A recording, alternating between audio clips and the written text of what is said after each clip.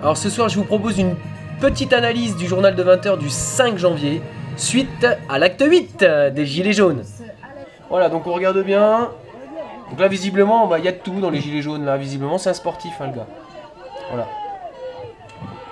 Ah, y a quelqu'un qui a fait un commentaire en disant que ça lui faisait penser à Obélix, Astérix et Obélix contre les légions romaines. Je trouve que c'est pas mal, quoi. Les mecs, ils ont des plastrons, des casques, et lui, il a la main nue, quoi. Bon, je pense qu'aujourd'hui, il doit être en prison, hein. Alors voilà le commentaire, en fait, du chargé de... Comment il s'appelle? Laurent Nunez, secrétaire d'État auprès du ministère de l'Intérieur. J'adore.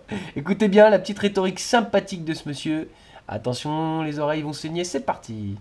D'abord, permettez-moi de dénoncer à nouveau ces violences, les condamner extrêmement fermement. Je crois qu'il faut que les Français se rendent compte que les manifestations de Gilets jaunes, elles finissent toujours comme ça maintenant, hein. C'est toujours la violence, les forces de l'ordre. Donc... c'est toujours la violence, les forces de l'ordre. Serait-ce un petit lapsus? Allez, à suivre.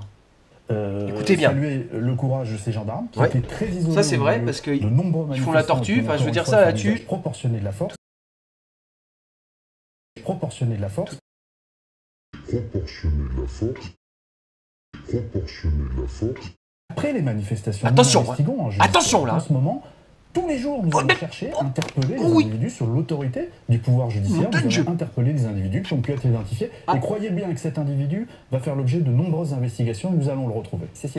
On va s'occuper de l'affaire et croyez-moi, on va s'occuper de l'affaire. Alors, j'aimerais juste bien savoir qu'est-ce qu'il compte faire pour ça. Je remets un petit peu en arrière. Bing, bing, bing, bing. Bah il le tabasse là. Il est déguisé en policier. T'as vu ça, putain? Eh mais attends, mais du coup, attends, excuse-moi. Bah oui, il le tabasse là, c'est pas bien, hein. Attends voir, dis donc.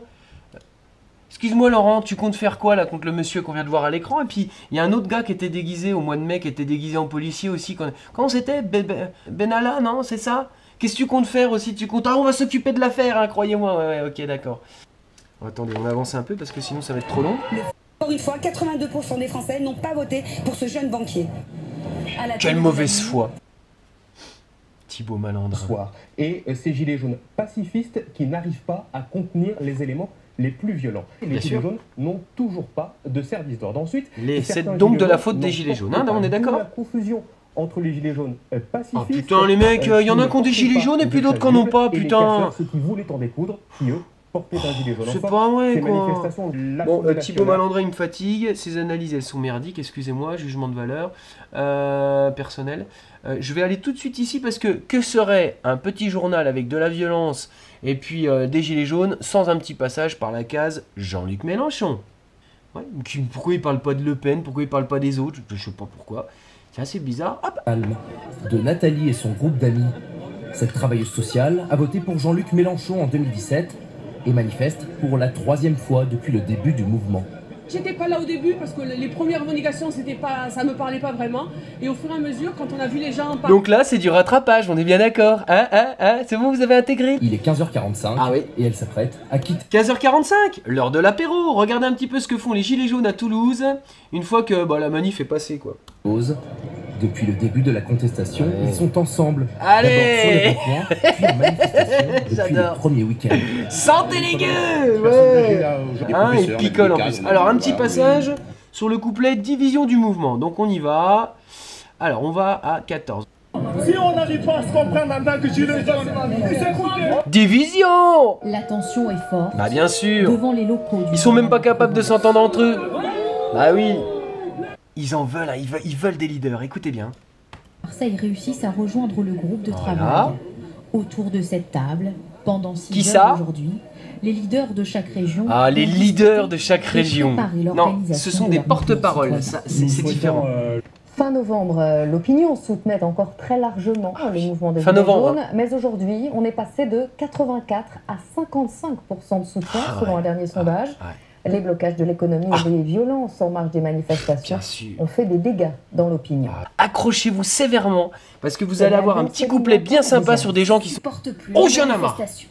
Ça suffit, les gens sont fatigués maintenant de toutes ces émeutes, de de tout ce qui est vandalisme. Tous ces alcooliques. Faut arrêter, Faut arrêter, bien sûr. Je pense que c'est un peu trop nombriliste. Oh, je l'adore. C'est-à-dire qu'ils se battent juste pour pouvoir avoir un avantage en plus, alors qu'en fait, si on regarde bien en Europe entière, c'est le pays qui donne le plus d'avantages. Bien sûr. Cet opticien a perdu. Ah, lui, il est bon aussi. Je comprends que des gens soient en colère. Mais il comprend quand même. Le mouvement dérive complètement, quoi. Maintenant, c'est des anards, des extrémistes et des gens qui se retrouvent ensemble, qui se trouvent bien ensemble. Peut-être qu'ils étaient seuls chez eux, je sais pas. Mais il est temps d'arrêter, quoi. Jean-Marc Barsotti dirige. Oh, il est bon, lui, peut-être qu'ils étaient seuls. Alors lui, il est fort aussi. Favorable à la baisse des taxes sur le carburant, et il n'adhère plus aux nouvelles revendications comme le référendum d'initiative. Oh oui, c'est nul le référendum. Je ne comprends pas ce mouvement parce que je pense que... Non. Mettre plus de la démocratie. Exactement ce qu'ils veulent. Ouais, ils savent plus. Notre gouvernement, notre président a dit des choses. On va voir s'ils les mettent en application. Ah, il a dit des choses, on va voir s'il va le mettre en application, j'adore.